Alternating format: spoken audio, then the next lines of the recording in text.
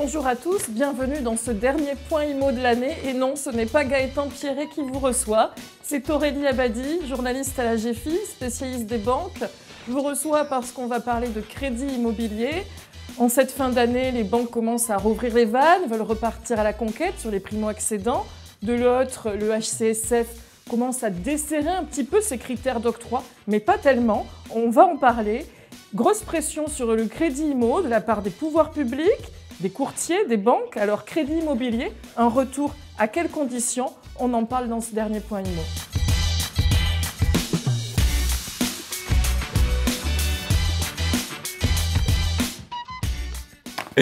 Alors, c'est pas Aurélie Abadi qui vous reçoit. C'est quand même moi qui reçois Aurélie Abadi. Mais très bonne intro. En plus, je t'avais tout écrit, t'es parti en total impro. Bravo, félicitations. Une fois n'est pas coutume, le Point IMO reçoit une des journalistes spécialisées de la GFI. Elle, c'est les banques. Le mois dernier, elle écrivait un article sur le retour des banques sur le marché des primo-accédants. Le Point IMO reçoit Aurélie Abadi. Salut Aurélie. Merci Gaëtan, et désolé de t'avoir volé la vedette, c'est pour quelques minutes. C'est de bonne guerre, c'est de bonne guerre. En duplex avec nous, la directrice générale de CAFPI, qui est aussi présidente de l'APIC, l'association professionnelle des courtiers. Caroline Arnaud est avec nous. Bonjour Caroline. Bonjour Gaëtan, bonjour Aurélie. Et Hazard Kokas, l'ancien président de l'APIC, est également avec nous. Il est désormais directeur stratégie et innovation du courtier AFR Financement. C'est Bruno Rouleau qui est avec nous également. Bonjour Bruno. Bonjour Gaëtan, bonjour Aurélie, bonjour Caroline. Bonjour. Et merci à tous les trois du coup d'être avec nous. En deuxième partie d'émission, on va parler justement de ce sujet, des refus de dossiers, de la marge dérogatoire des banques, de toute cette pression de la part des pouvoirs publics. Mais on commence d'abord par parler du retour des banques sur le crédit immobilier. C'est le sujet de cette première partie.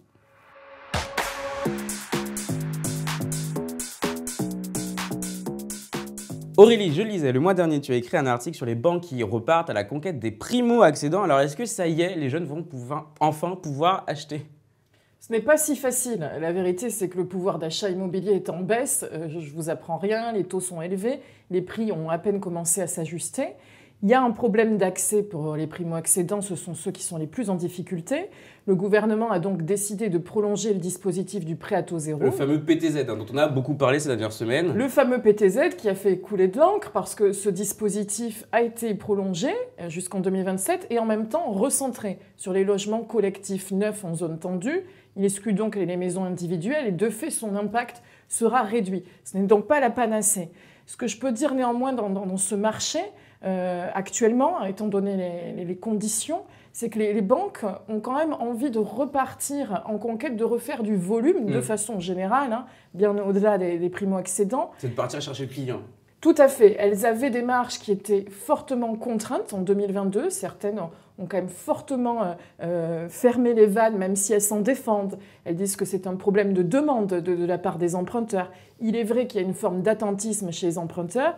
Il est vrai aussi que certaines banques avaient, du fait de ces marges négatives, un petit peu fermé le robinet.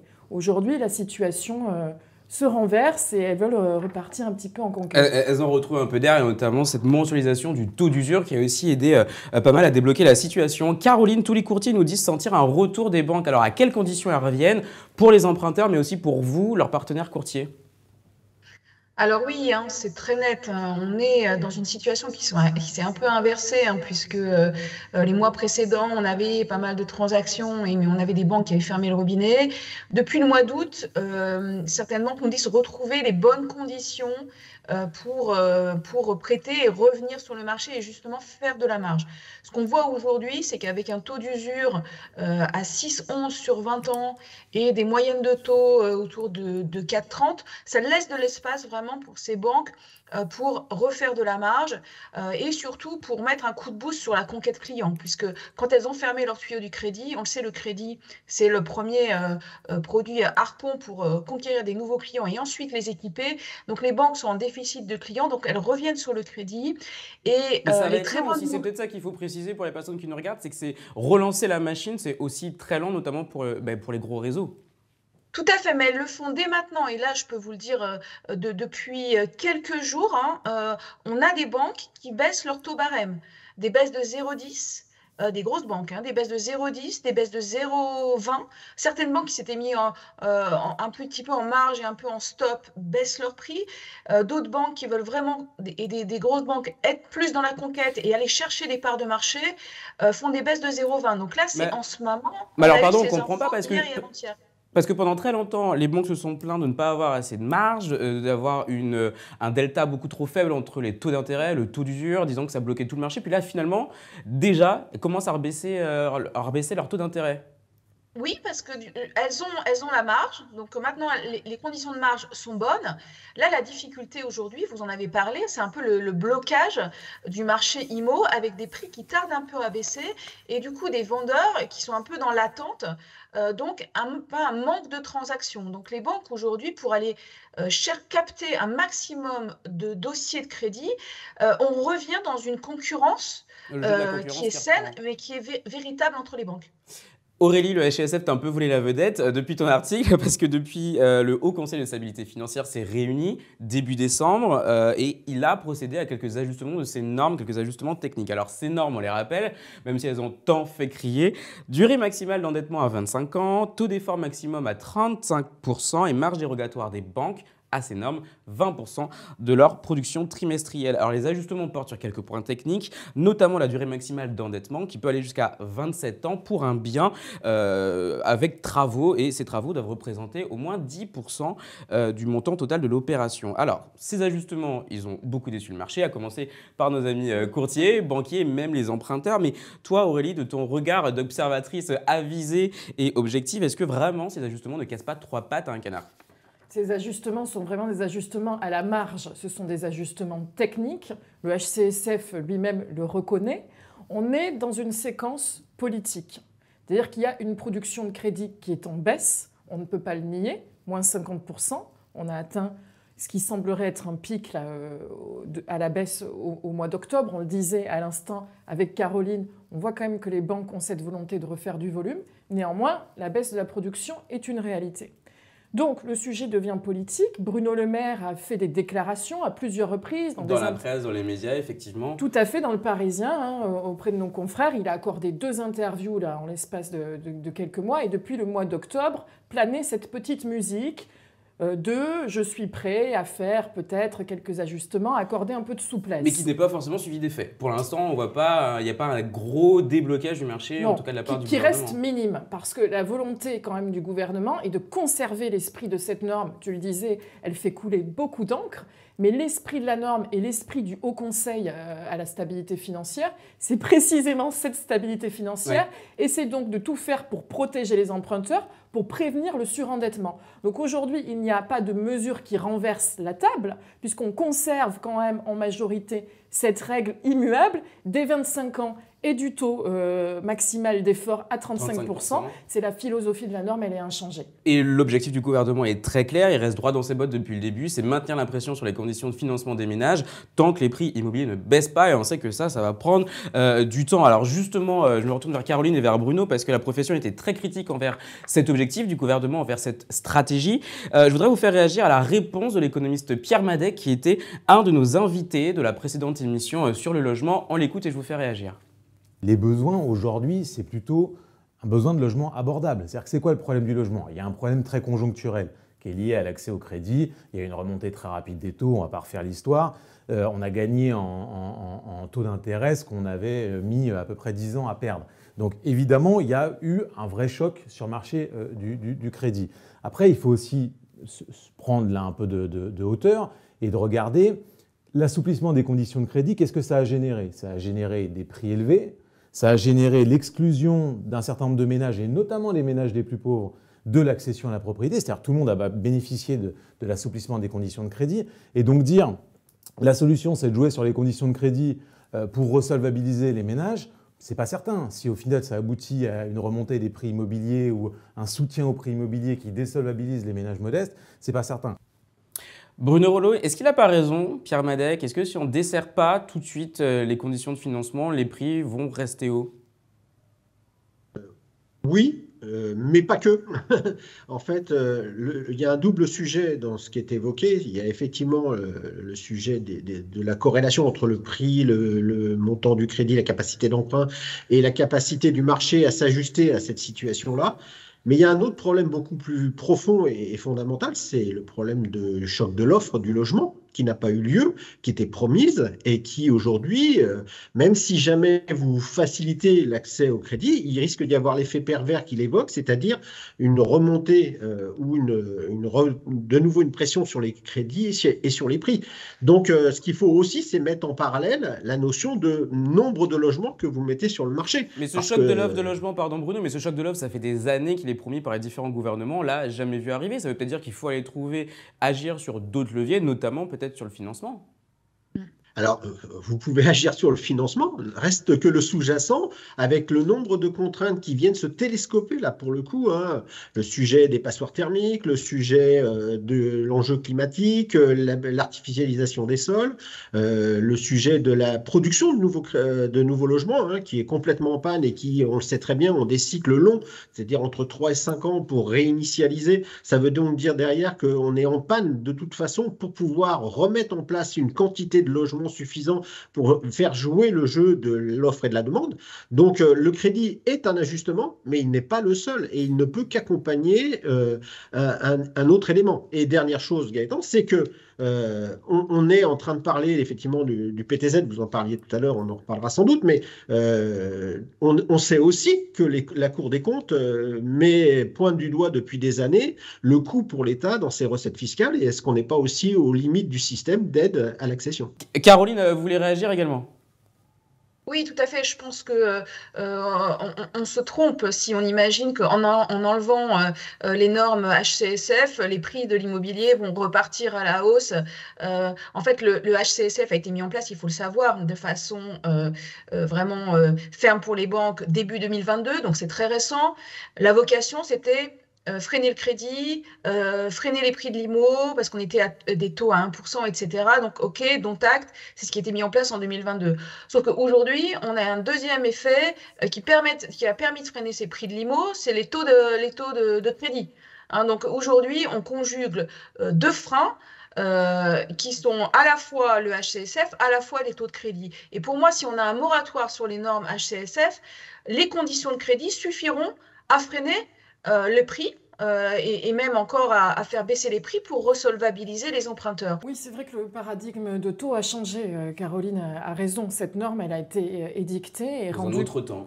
Oui, rendue contraignante dans un monde où les taux étaient très bas, le crédit abondant, bon marché, et il y avait cette volonté de refroidir le marché. Effectivement, le gouvernement et le HCSF se cachent derrière l'argument du surendettement, Caroline l'a dit, mais la volonté, c'était refroidir le marché.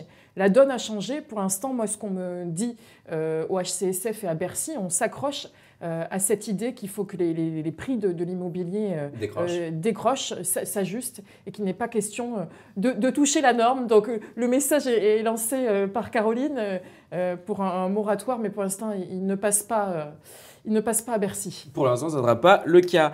Merci du coup à tous les trois déjà pour ces réactions. On va passer du coup à la deuxième partie. Il y a un sujet qui agite les passions en ce moment. Ce sont ces refus de dossiers. Tout le monde en parle. Le gouverneur de la Banque de France, le ministre du Logement, tout le monde veut les contrôler. Et puis dans le même temps, les pouvoirs publics mettent la pression sur les banques pour qu'elles utilisent le maximum de leur marge dérogatoire. Alors pourquoi elles ne le font pas jusqu'à présent et pourquoi il y a des dossiers refusés? D'ailleurs, y en a-t-il vraiment tant que ça? On fait le point tout de suite. C'est la deuxième partie.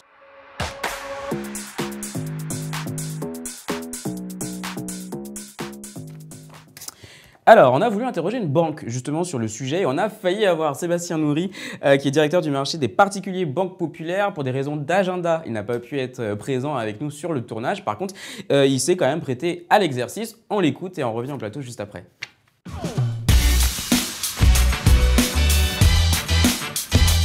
Globalement, nos conditions n'ont pas bougé, puisque, comme vous le savez, la baisse de production immobilière qui a été enregistrée en 2023 s'explique quasi exclusivement par une baisse de la demande de nos clients. Donc, nous ne faisons pas évoluer nos conditions. Les taux d'apport restent les mêmes que ceux pratiqués globalement historiquement. Nous avons, comme toutes les banques, évidemment, nous commençons à regarder et à échanger avec nos clients sur les DPE de leurs actifs, hein, surtout dans l'intérêt de les protéger, évidemment, pour les clients qui détiennent ou qui procèdent à l'acquisition de biens qui ont des DPE dégradés.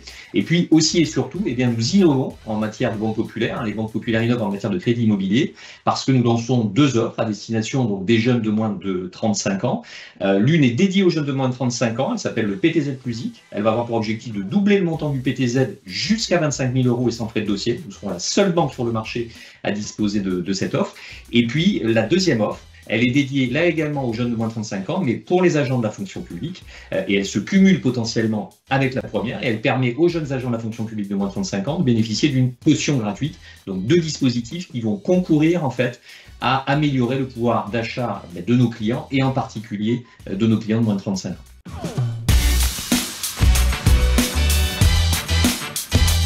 Alors, ce qu'il faut bien avoir en tête, c'est que cette marge, hein, de cette enveloppe de 20% correspond en réalité à un taux maximum. Hein, donc, les banques et les banques populaires, nous oscillons en fait au sein de cette enveloppe. Hein, donc nous la consommons actuellement globalement autour de 14%, ce qui est le cas de l'ensemble des banques de la place. Hein. Nous pouvons être amenés sur certains mois à aller tangenter, si je puis dire, ces 20%. Et surtout, ce qu'il faut retenir, c'est que cette enveloppe, elle a vocation en fait à favoriser la primo-accession et l'acquisition de résidence principale. Et comme je vous le disais, les 2 dispositifs que nous mettons à disposition de nos clients depuis le 1er décembre s'inscrivent parfaitement dans cet esprit, puisqu'ils ont précisément pour vocation de faciliter la primo-accession et l'acquisition de résidence principale pour nos jeunes clients de moins de 35 ans.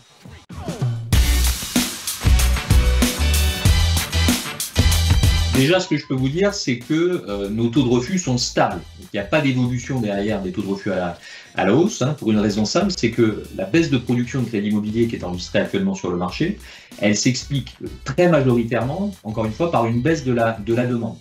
Donc en réalité, les motifs de refus sont des motifs historiques. Hein, et comme vous le savez, le Haut Conseil à la stabilité financière impose depuis plusieurs années désormais un taux maximum d'endettement donc de 35% pour nos clients, encore une fois surtout dans l'intérêt de protéger nos clients. Et donc évidemment, les banques populaires s'inscrivent évidemment dans ce dispositif. Et comme évoqué précédemment, nous avons également la possibilité d'avoir une enveloppe dérogatoire de 20% qui permet d'analyser au cas par cas les situations et de faire en sorte bien, que pour un certain nombre de nos clients, nous puissions également envisager d'octroyer des crédits malgré un taux d'endettement supérieur à 35%.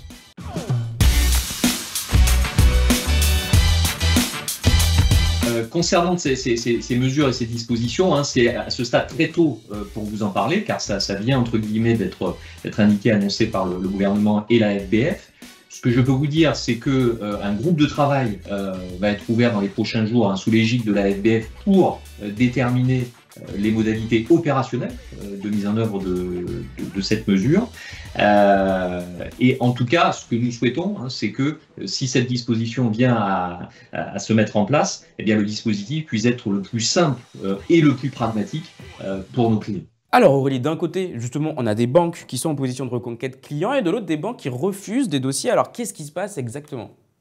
Alors je crois que cette histoire de refus de dossier, encore une fois, elle est très politique. Alors sans doute que les courtiers auront des remontées terrain et des emprunteurs aussi pourront attester du fait que leurs dossiers se sont vus refusés.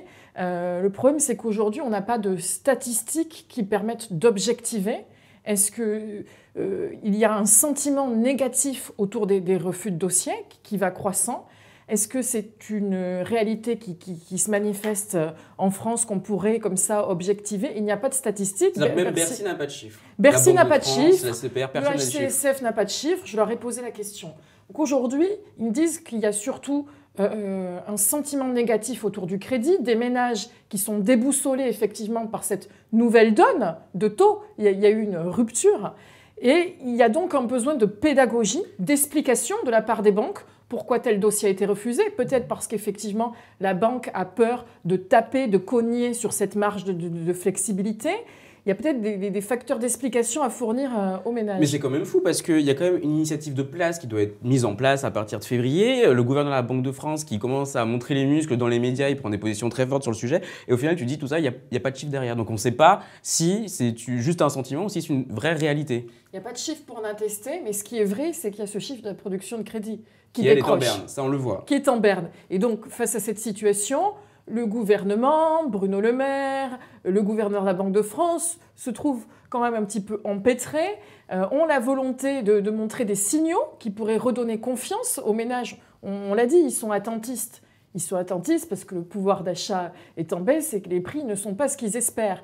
Mais il y a cette volonté aussi, je pense, de sortir par le haut de la situation, d'envoyer un signal politique en disant « Regardez les banques que vous accusez, on va les surveiller. On ne fait pas trop de gestes sur la norme du HCSF. On pourrait faire un moratoire, comme le dit Caroline. On pourrait desserrer encore plus les critères. Mais on va plutôt leur mettre la pression. On va plutôt mettre la pression aux banques. Donc tout ça est un jeu de se renvoyer la balle, de dire au gouvernement, regardez, nous demandons des efforts aux banques, elles vont jouer le jeu, elles vont mettre en place effectivement une procédure de second niveau pour réexaminer les dossiers. Parce que ça va loin quand même, les banques vont mettre en place une commission de réexamen des dossiers qui sont refusés, et ça c'est à partir de février si je ne me trompe pas. Alors qu'est-ce qu'elles te disent les banques par rapport à cette idée, à cette initiative qui va arriver bientôt? Alors j'ai échangé avec une grande banque de la place récemment, je tairai son nom puisque c'était en dehors des micros, mais elle me disait, nous ne refusons pas de dossier qui ne soit pas solvable. Voilà. Donc, de son point de vue, c'était surtout un geste pour assurer un geste politique. Maintenant, les banques se prêteront au jeu. C'est-à-dire, je pense qu'elles ont accepté par la voix de la Fédération bancaire française de mettre en place cette commission. De mettre en place ces commissions. Ça sera des procédures internes. Ce n'est pas une commission nationale de type médiateur du crédit. Ce sera vraiment des procédures en interne dans chaque établissement, dans chaque réseau, en cas de refus, à la demande de l'emprunteur, qui ne comprendrait pas son refus, le motif de la banque, de saisir cette commission, cette procédure. Reste à voir les contours, bien sûr. Oui. Pour avoir des explications et peut-être une deuxième chance de voir son dossier passer. Bruno Rollo, je me tourne vers vous. Alors vous, des dossiers refusés, vous en voyez beaucoup ou pas? Alors, on en voit, c'est pas tellement des dossiers refusés, et avec Caroline, on s'était beaucoup battu il y a déjà de nombreux mois pour alerter. Déjà, il faut savoir de quoi on parle quand on parle de refus. Parce que aujourd'hui, l'intermédiation bancaire ou les clients qui vont voir directement leur banque, elles ont un projet. Et on peut aussi parler de refus dans la marge initiale, dans la monture initiale du projet. C'est-à-dire que ce qui était facile il y a quelques années l'est beaucoup moins maintenant. Donc ça, on réoriente, on réingénierie le projet du client. Mais comme quoi, par exemple, c'est quel projet qui ne passe plus du tout? Clairement, aujourd'hui, des gens qui n'avaient pas assez d'apport, il a fallu vraiment repositionner pour reconstituer de l'apport, etc. Les banques, comme elles étaient dans la difficulté d'octroyer parce qu'elles avaient des quotas, ça revenait à ça quelque part, ouais. Elles s'accordaient des quotas par leur direction financière pour pouvoir gérer le sujet du coût de refinancement pendant la période des taux qui remontaient très vite. Et elles étaient forcément beaucoup plus sélectives sur les clients et sur la qualité des dossiers qui étaient présentés. Donc, il y avait tout un travail en amont qui était beaucoup plus fort. Est-ce qu'elles sont plus sélectives également sur la typologie de biens? On entend beaucoup, il paraît du moins qu'il y a des banques qui ont dit au ministre du Logement qu'elles ne financent plus l'acquisition de logements étiquetés G au niveau de leur DPE. Est-ce que c'est ce que vous ressentez également? Alors, on va faire deux distinctions entre le marché de la résidence principale et le marché de la résidence d'investissement locatif, où là, effectivement, les banques ont pris le pli du sujet parce qu'elles ont à la fois l'impact qui va être sur le risque qu'elles vont porter au travers du client dans sa solvabilité, puisqu'à un moment ou un autre, il faudra bien qu'il fasse des travaux, donc elles ont peur de ça. Et la deuxième chose, c'est une question d'image de marque aussi pour pouvoir enchaîner avec les directives gouvernementales pour pouvoir ne plus financer des passoires. Et la résidence principale, après, elle est un petit peu différente, la donnée, mais c'est vrai qu'on a aujourd'hui beaucoup d'établissements bancaires, c'est plutôt souvent du local d'ailleurs que sur une norme d'octroi en général, qui s'accordent et je ne peux que les féliciter d'avoir pris en charge ce projet-là, qui s'accorde à alerter le client sur les risques et sur le coût d'exploitation du bien. Le prix de l'énergie a énormément grimpé et surtout les obligations réglementaires qui vont venir, notamment en cas de revente, hein, avec l'audit réglementaire énergétique, vont les obliger à un moment ou à un autre à réaliser de toute façon les travaux. Donc, quelque part, c'est aussi intéressant de voir que les banques s'emparent de ce sujet-là. Caroline Arnoux, je me retourne vers vous. Il y a les refus de dossier, mais il y a également cette question de la marge dérogatoire. Alors, selon le HCSF, les banques n'utiliseraient que 14% de cette marge qui, je le rappelle, leur permet de déroger aux contraintes imposées par le Haut Conseil. Désormais, elles pourront aller un peu plus loin. Alors, si je ne me trompe pas, et Aurélie, tu me corriges, elles pourront désormais, si elles dépassent cette jauge de 20% sur un trimestre, elles pourront se rattraper sur les 2 trimestres d'après. Caroline, pourquoi déjà les banques ne vont pas jusqu'à 100% de leur marge dérogatoire? Écoutez, c'est complètement ubuesque, hein, cette idée de marge dérogatoire. Bon, déjà, quand vous commencez à ouvrir et à aller élargir les marges dérogatoires et à forcer les banques à utiliser les marges dérogatoires, c'est que la règle à la base n'est plus valable, hein. Donc ça, c'est clair. Ensuite, tout à l'heure, on parlait les banques ne refusent que des dossiers qui ne seraient pas solvables. Mais ça veut dire, qu'est-ce que ça veut dire pas solvable? Ça veut dire c'est des dossiers qui ne rentrent pas dans les critères HCSF. Donc, dans cette logique où les banques vont re-regarder à nouveau un dossier, en fait, si le dossier il est à 36% Oui. d'endettement, il a été rejeté comme non solvable. En fait, c'est Alors comme que si le dans les- HCSF reprochait aux banques de respecter ses propres normes. Exactement. Alors que logiquement, aujourd'hui, le problème du HCSF par rapport à la solvabilité des emprunteurs, c'est que nous, on se bat pour le reste à vivre.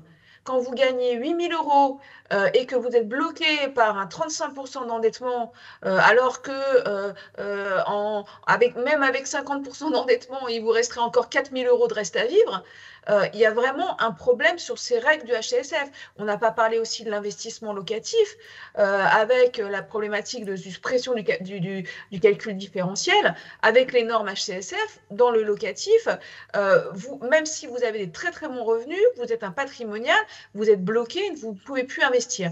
Donc les banques aujourd'hui, il y a les critères, et vous voyez bien, c'est piloté les critères en agence. Et ensuite, le quota global, il est piloté au niveau de la banque. Donc, la difficulté de la banque, c'est de piloter ces marges d'octroi. Alors, peut-être que ça peut donner de la souplesse de dire, finalement, vous avez plusieurs trimestres pour déroger, mais je ne vois pas comment une banque, dans ses tableaux de pilotage, elle peut, au niveau du dossier, dire, celui-là, je déroge car je suis dans mon quota de 20%, des 20%. Au niveau de l'agence, ce n'est pas possible à piloter. Aurélie, je crois que tu veux rebondir sur l'investissement locatif. Oui, tout à fait. Et plus largement, ce que dit Caroline sur le pilotage. Ce que disent effectivement les réseaux bancaires, c'est que cette marge de dérogation de 20% sur la production, c'est très bien, mais à la maille d'une agence, parce que les décisions d'octroi de crédit, elles sont prises en local. C'est trop compliqué à piloter. Donc c'est effectivement cette idée du gouvernement de dire on leur donne un peu de souplesse pour qu'elles n'aient peut-être pas peur de franchir ce seuil de 20% et peut-être que ça contribuera à dégripper la machine. Mais il est vrai que la norme est d'une complexité telle, technique qu'elle est difficile à appliquer. Et quand on parle des investisseurs locatifs, il y a eu un petit desserrage au mois de juin dernier pour leur part est passée de 4 à 6%. Au total, dans la possibilité de dérogation par rapport à la norme. Ce n'est rien pour permettre d'encourager à nouveau ces emprunteurs-là qui font de l'investissement. Et de débloquer le marché. Et de débloquer le marché. Alors pour conclure très rapidement, tous les trois, parce qu'il ne nous reste plus beaucoup de temps, on a d'un côté Bruno Le Maire, président du HCSF, qui prend des positions dans la presse qui ne sont pas forcément suivies des faits. Et puis de l'autre côté, on a un gouverneur de la Banque de France et même le ministre du Logement qui reste ferme, même si très récemment le ministre du Logement a dit qu'il restait quand même ouvert à d'autres évolutions côté HCSF. Est-ce qu'on peut dire, c'est d'ailleurs ce que tu disais tout à l'heure Aurélie, que le crédit immobilier est devenu un sujet politique? Bruno Rouleau, puis Caroline, et puis on termine avec toi Aurélie. Bruno. Ah oui, oui, Gaëtan, tout à fait, hein. C'est un sujet éminemment politique à plusieurs titres. Premièrement, parce qu'il s'agissait et là c'est supranational, c'est au niveau de la solidité et de la consolidation du système bancaire français, mais aussi européen, parce que la part du système bancaire français dans le crédit immobilier au niveau de l'Europe est énorme. La deuxième chose, c'est qu'on va aller sur le sujet de l'orientation de l'épargne. On l'avait bien vu il y a 3 ans quand le gouverneur de la Banque de France fustigeait le fait qu'il y a eu beaucoup d'amassements d'épargne sur les livrets A, tandis qu'il espérait que ça revienne un petit peu dans la consommation quotidienne. Et derrière, l'immobilier est quand même un consommateur et un accapareur d'épargne. Et aujourd'hui, il ne s'en est même pas caché au moment de la convention annuelle de la CPR. Il y a 2,5 millions, si je me souviens bien, de plans d'épargne retraite qui sont souscrits et ils veulent à horizon 2 ans qu'il y en ait 12 millions. Donc si on veut réorienter, flécher l'épargne vers de l'épargne financière en prévision des sujets de la retraite, de la préparation de la retraite, il est évident que l'immobilier est un frein pour eux, donc ils ne vont pas forcément l'aider. Caroline Arnoux, pour conclure, pareil, le crédit immobilier, c'est devenu une bombe politique, c'est un peu beaucoup de com'. Oui, c'est beaucoup de com, c'est une histoire politique, clairement, hein. D'un côté, vous avez la Banque de France qui est garant de la stabilité financière et une institution pour laquelle l'immobilier est quand même le danger, hein. Il se réfère au subprime, il se réfère au surendettement, à l'endettement. Donc vraiment, l'immobilier n'a pas forcément bonne presse. Et puis de l'autre côté, un gouvernement finalement qui est un petit peu embêté parce que eux, ils sont plutôt bureau des pleurs avec les promoteurs, les entreprises qui déposent le bilan, les emprunteurs qui ne peuvent pas emprunter.